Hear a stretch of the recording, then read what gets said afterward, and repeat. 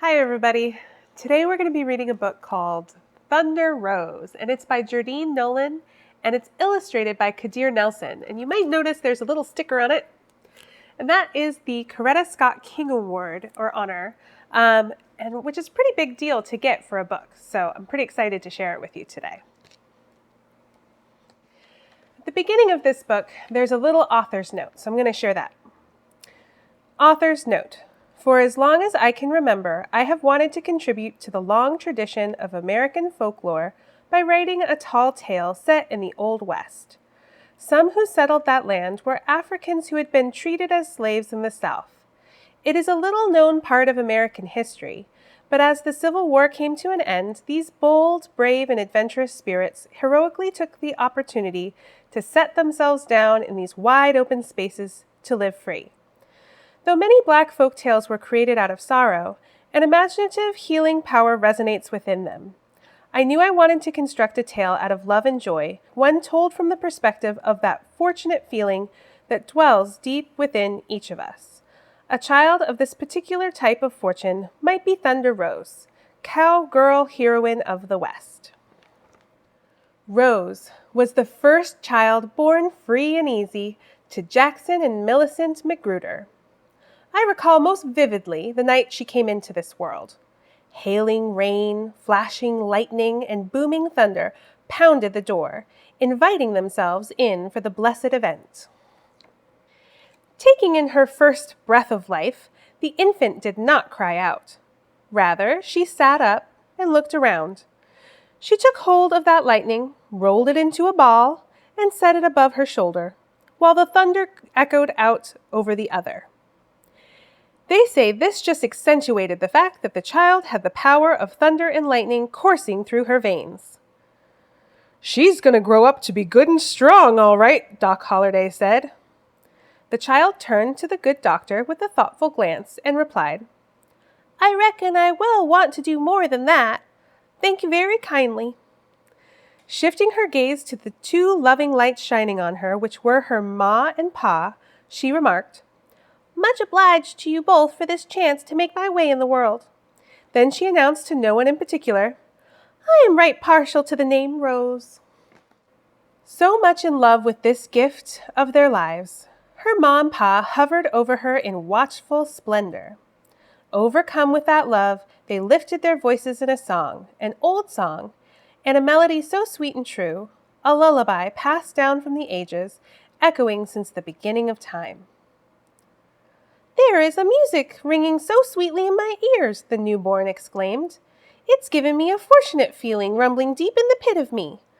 I'll register it here at the bull's eye set in the middle of my heart and see what I can do with it one day."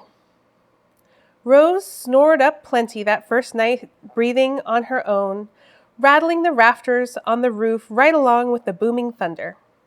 There was nothing quiet about her slumber. She seemed determined to be just as forceful as that storm.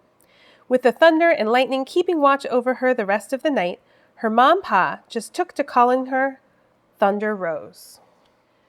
The next morning, when the sun was high yellow in that billowy blue sky, Rose woke up hungry as a bear in spring, but not the least bit ornery.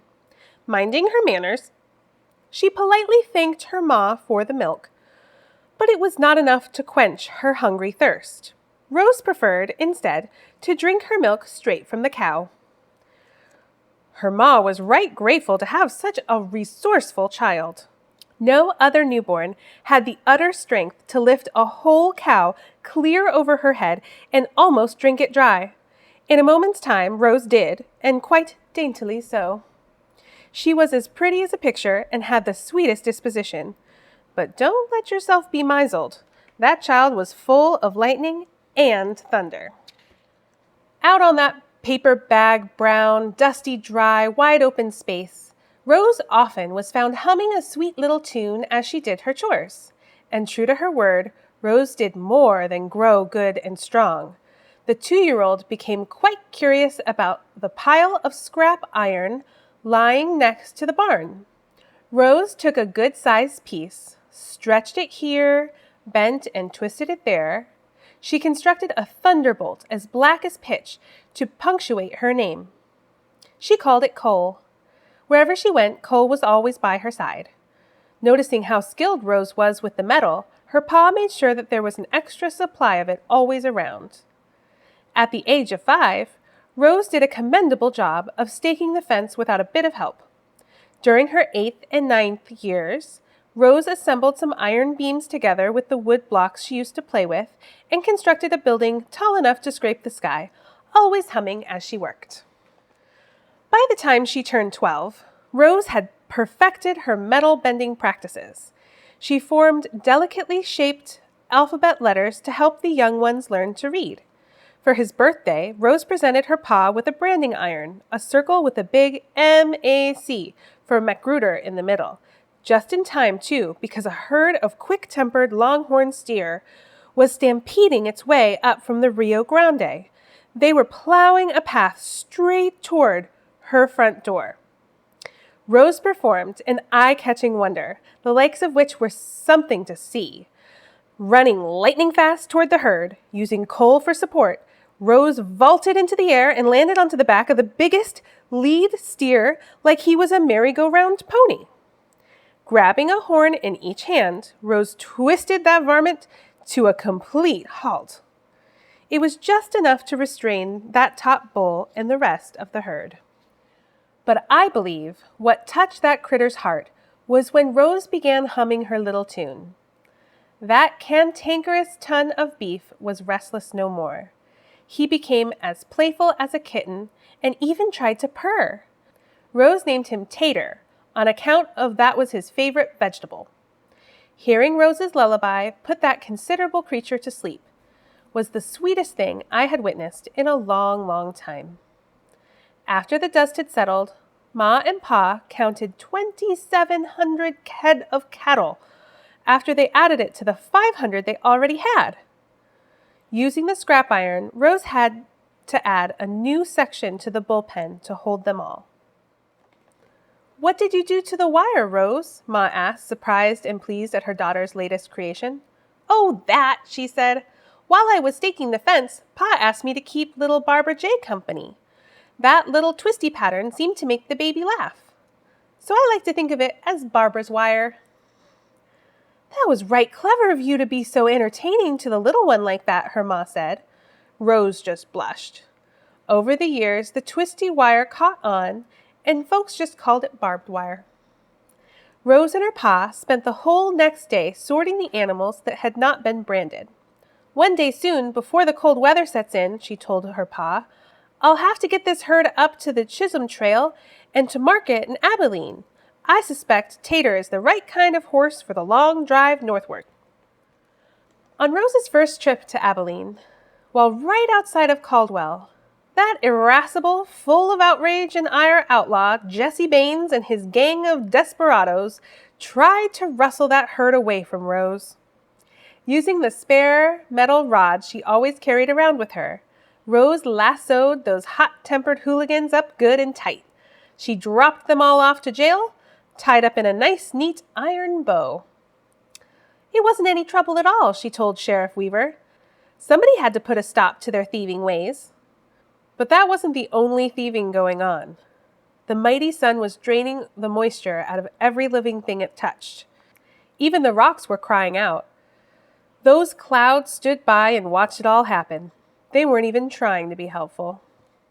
Why, the air had turned so dry and sour, time seemed to all but stand still, and there was not a drop of water in sight.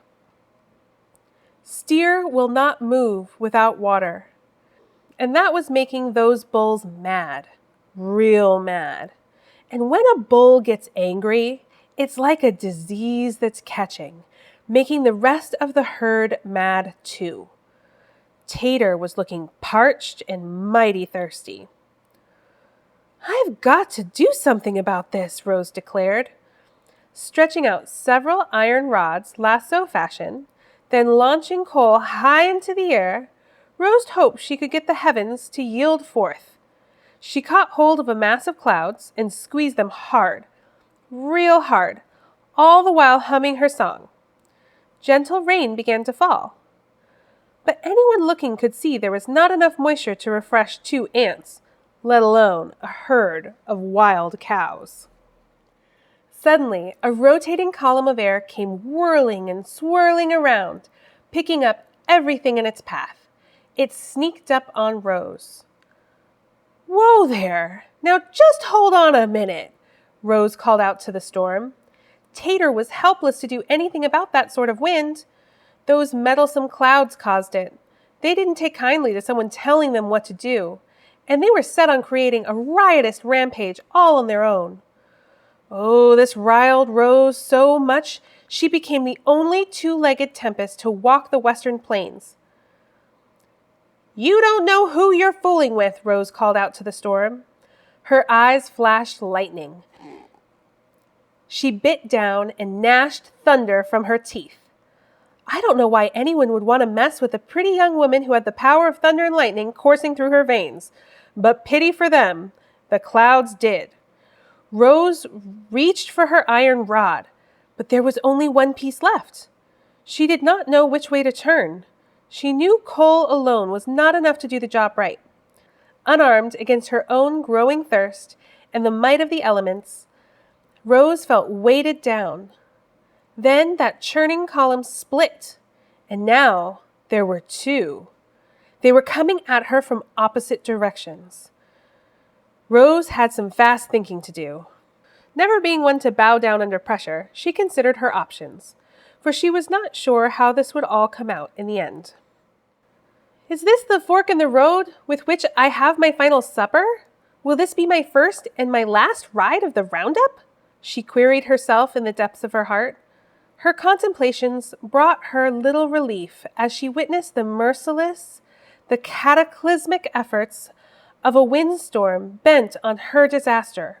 Then the winds joined hands and cranked and churned a path heading straight toward her.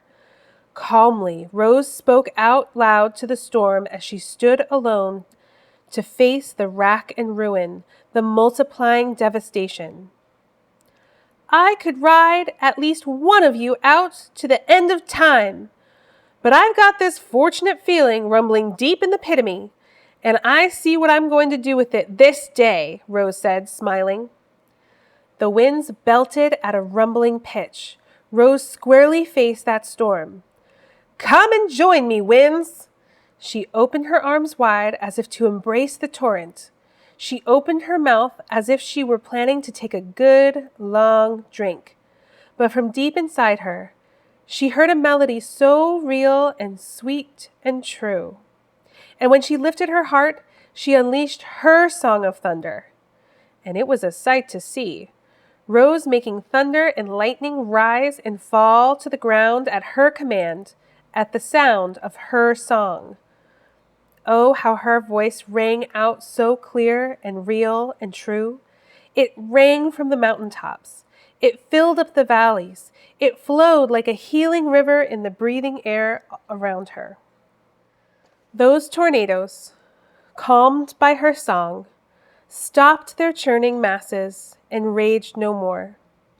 And, gentle as a baby's bath, a soft, drenching, and soaking rain fell. And Rose realized that by reaching into her own heart to bring forth the music that was there, she had even touched the hearts of the clouds. The stories of Rose's amazing abilities spread like wildfire, far and wide. And as sure as thunder follows lightning, and sun follows rain, whenever you see a spark of light flash across a heavy steel gray sky, listen to the sound of the thunder and think of Thunder Rose and her song. That mighty, mighty song pressed on the bull's eye that was set at the center of her heart.